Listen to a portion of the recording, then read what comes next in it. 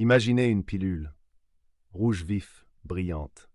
Avalez-la, et le monde qui vous entoure, le tissu même de votre réalité, se dévoile sous son vrai jour, dépouillé des voiles réconfortants de l'illusion.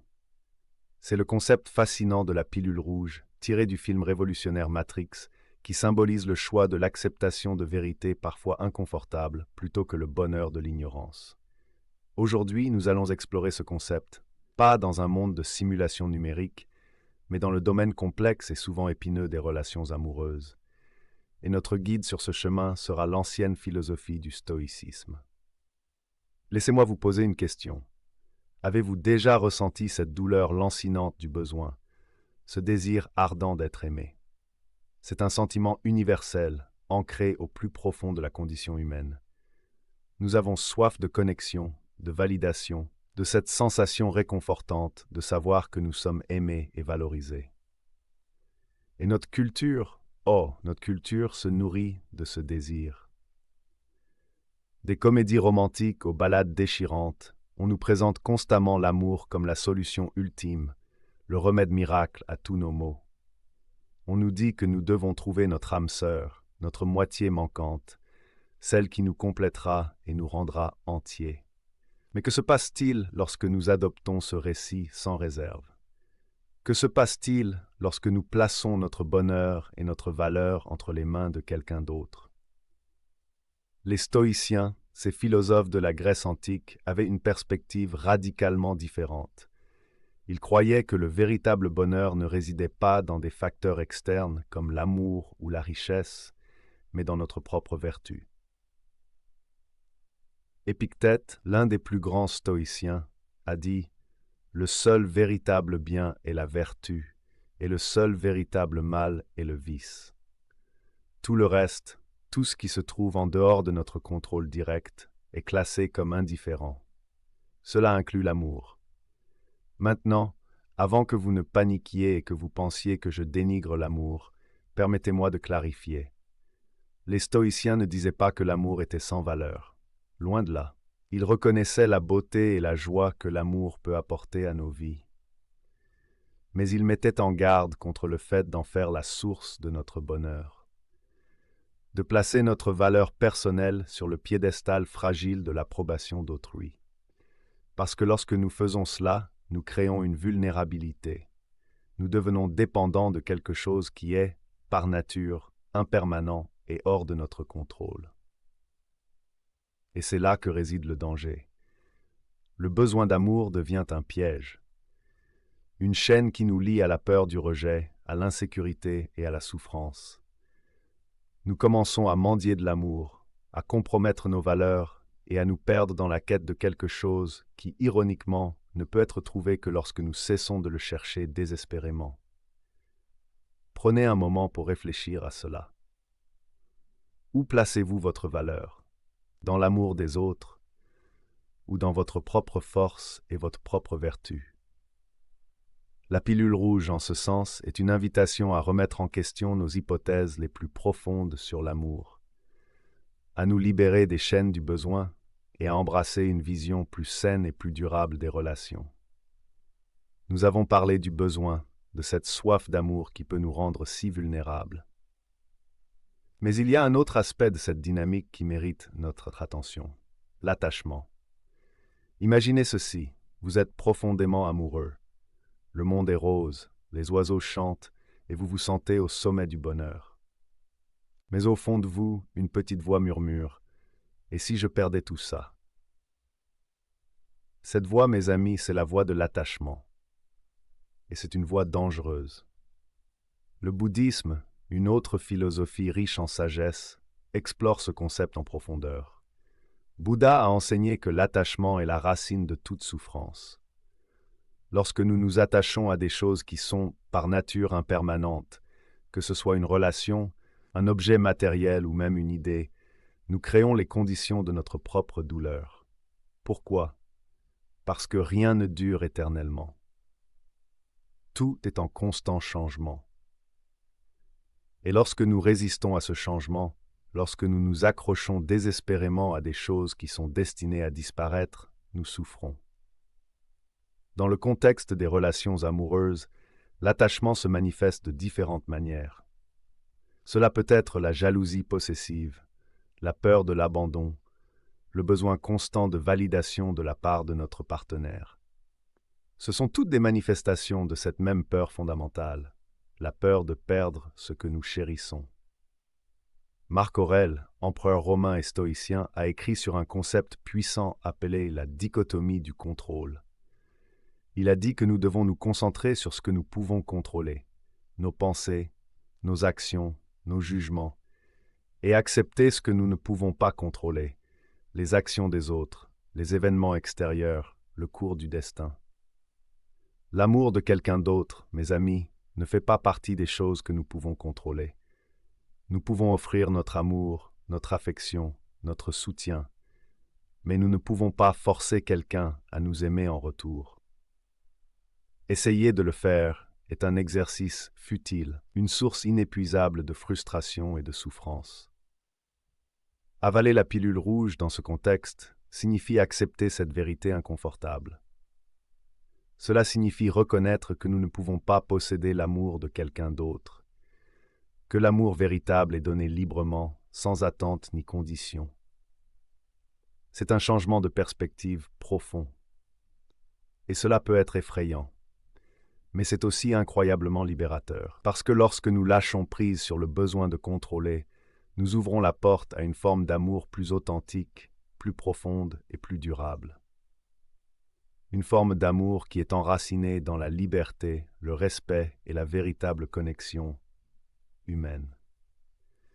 Alors comment tout cela, cette pilule rouge stoïcienne, peut-il éclairer notre chemin vers des relations plus saines et plus épanouissantes? Comment pouvons-nous appliquer ces principes anciens à la complexité souvent déroutante de l'amour moderne? La clé, mes amis, réside dans un changement de perspective radical, un changement qui nous éloigne de la recherche externe de la validation et nous ramène à l'intérieur, vers le travail essentiel de cultiver notre propre vertu. Les stoïciens croyaient que la vertu était le seul véritable bien, pas la richesse, pas la célébrité, pas même l'amour, mais la vertu. Et par vertu, ils entendaient des qualités comme la sagesse, la justice, le courage, la tempérance et la transcendance. Imaginez maintenant ceci. Au lieu de chercher désespérément l'amour, vous concentrez toute votre énergie à devenir la meilleure version de vous-même. Vous travaillez sans relâche à développer votre caractère, à affiner votre jugement, à renforcer votre résilience. Quel genre de personne deviendriez-vous?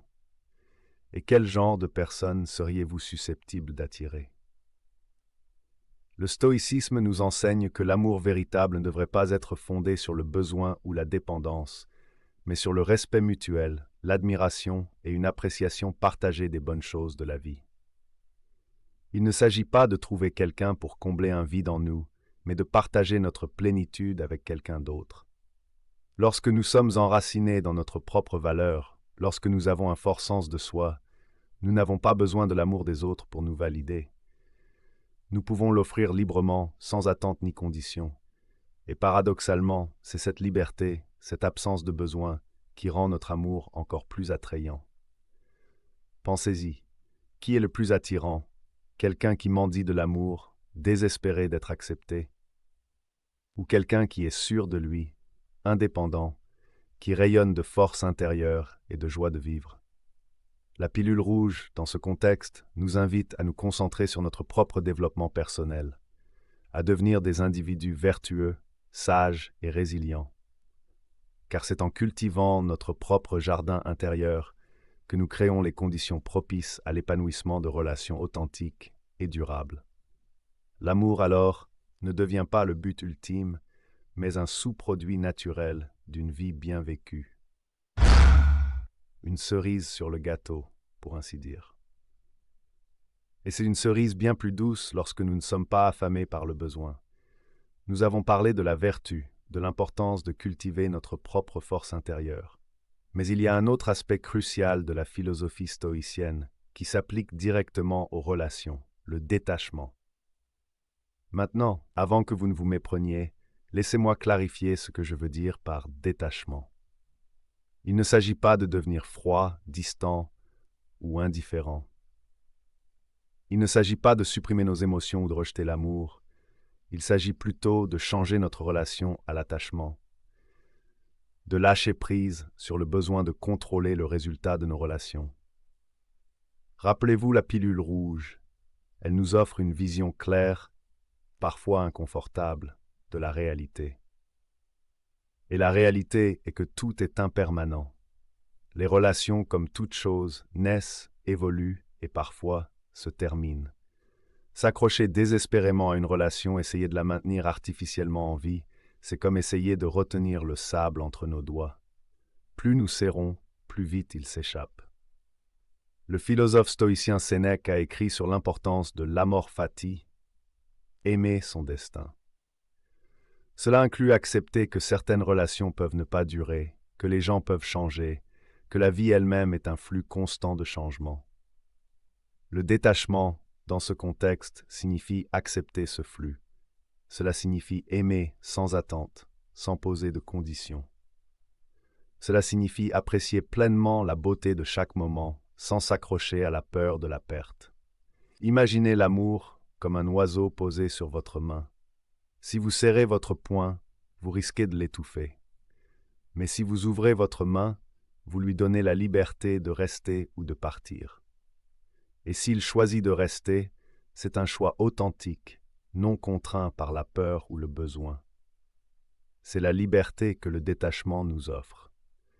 La liberté d'aimer sans peur, de vivre pleinement chaque instant sans s'inquiéter du lendemain. C'est une liberté qui vient de l'acceptation, de la sagesse et d'une profonde compréhension de la nature impermanente de toute chose. Avaler la pilule rouge en matière d'amour signifie embrasser cette liberté. Cela signifie accepter la possibilité de la perte, non pas avec résignation, mais avec courage et sérénité. Car c'est en lâchant prise sur nos attachements que nous ouvrons la porte à une forme d'amour plus profonde, plus authentique et plus durable.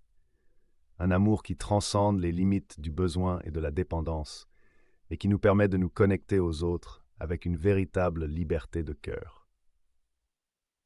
Nous avons exploré plusieurs facettes de la pilule rouge stoïcienne appliquée à l'amour, le besoin, l'attachement, la vertu et le détachement. Mais il reste un élément essentiel à aborder, la force intérieure. Le stoïcisme met un accent profond sur le développement d'une force intérieure inébranlable, une force qui nous permet de faire face aux aléas de la vie, aux inévitables hauts et bas, avec courage et résilience. Et cette force intérieure, mes amis, est absolument cruciale pour construire des relations saines et durables. Lorsque nous sommes enracinés dans notre propre valeur, lorsque nous avons un fort sens de soi, nous ne dépendons pas de l'amour des autres pour notre validation. Nous ne cherchons pas à combler un vide intérieur avec l'affection de quelqu'un d'autre. Au contraire, nous abordons les relations avec un sentiment de plénitude, de sécurité intérieure. Nous aimons non pas par besoin, mais par choix. Nous offrons notre amour librement, sans attente ni condition, car nous savons que notre valeur ne dépend pas de la réciprocité. Imaginez une source d'eau jaillissant d'une montagne. Elle coule abondamment, nourrissant tout sur son passage, sans se soucier de savoir si les plantes et les arbres lui rendent l'appareil. C'est l'image même de l'amour qui découle d'une force intérieure profonde. Lorsque nous sommes forts à l'intérieur, nous n'avons pas peur de la vulnérabilité. Nous pouvons nous ouvrir aux autres, partager nos pensées et nos sentiments les plus profonds, sans craindre le rejet ou le jugement. Car nous savons que même si la relation ne fonctionne pas, notre valeur intrinsèque reste intacte. Et paradoxalement, c'est cette force intérieure, cette indépendance d'esprit, qui rend notre amour encore plus attrayant. Les gens sont naturellement attirés par ceux qui rayonnent de confiance, de sérénité et de joie de vivre. La pilule rouge, dans ce contexte, nous invite à cultiver notre propre force intérieure, à développer une résilience émotionnelle qui nous permet de naviguer dans les eaux parfois tumultueuses des relations amoureuses avec grâce et sagesse. L'amour, alors, devient non pas une béquille sur laquelle nous nous appuyons, mais une danse joyeuse et libératrice entre deux individus forts et indépendants. Une célébration de la connexion humaine, enrichi par la profondeur et la richesse de nos expériences individuelles. Un véritable échange d'amour, de respect et d'admiration mutuelle. Et c'est cela, mes amis, la véritable beauté de l'amour stoïcien. Merci beaucoup d'avoir regardé. Si vous avez aimé cette vidéo, n'oubliez pas de mettre un pouce bleu et de vous abonner pour plus de contenu comme celui-ci. J'adore lire vos commentaires, alors n'hésitez pas à en laisser un en dessous pour continuer la discussion. Partagez cette vidéo avec vos amis pour faire passer le message.